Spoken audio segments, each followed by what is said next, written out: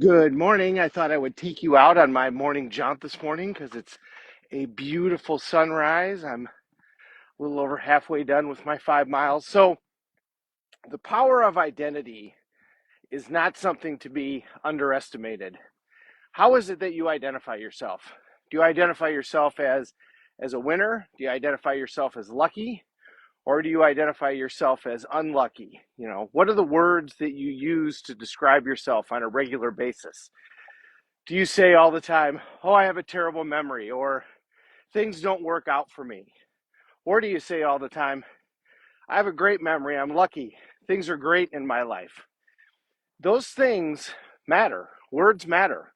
The words that we say on a regular basis about ourselves, about others, about the world, they matter. And how you talk about yourself is how you identify yourself. And identity is everything. We will not do anything that is inconsistent with our identity. So if our identity is things work out for me, if our identity is I always get the job done, I always show up on time, I always make sure that I deliver the outcome that I say that I'm going to deliver, I'm always there for the people that I care about. If that's our identity, then we're not going to do anything that's inconsistent with that identity, including the people that are around us. Remember, the 5 people you spend the most time with is who you become. So what's the identity of the people that you spend time with? Do they blame everybody else for their situation? Is it everybody else's fault? Is it the government's fault? Is it this person's fault? Is it that person's fault?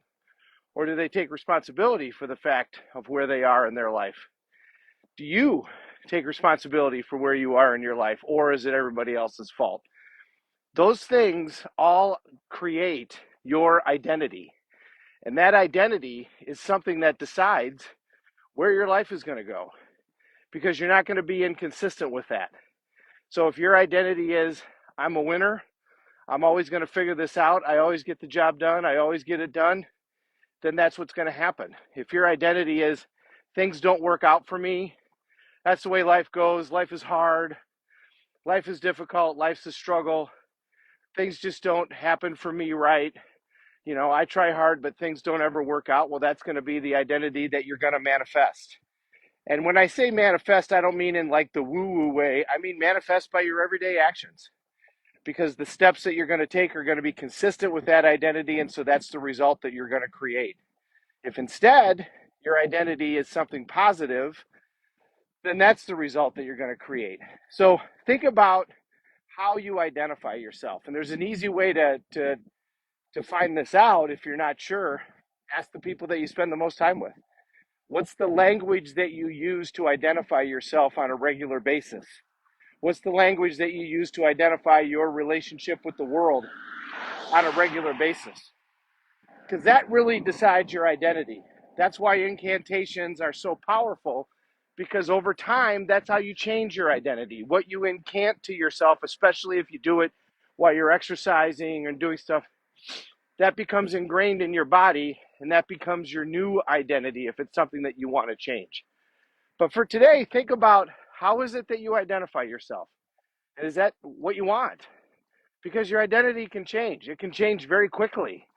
When people have life-changing events, they change their identity. Somebody that has lived a certain way and all of a sudden has a heart attack now may change their life considerably. And it's amazing how quickly identity can change. When I quit drinking a little over 11 years ago, I really, now all of a sudden my brain was really clear, right? Clearer than it had been in a long time.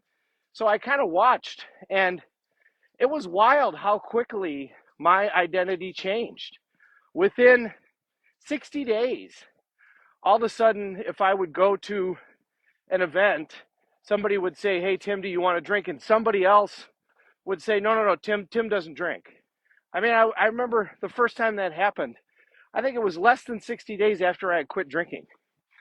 But I had said, not to be boastful, but just, to show everybody where I was at, really to show myself where I was. I said, I don't drink anymore. I'm done.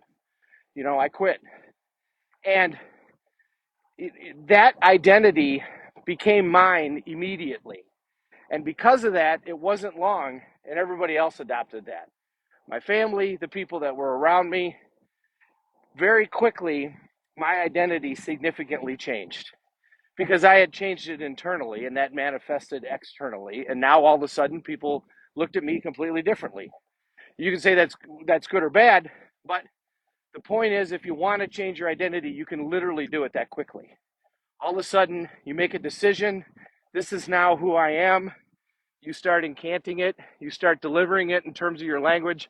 And the next thing you know, that's how everybody else is going to identify with you too. And your identity is now changed and you're on a whole different path in life. So take a look.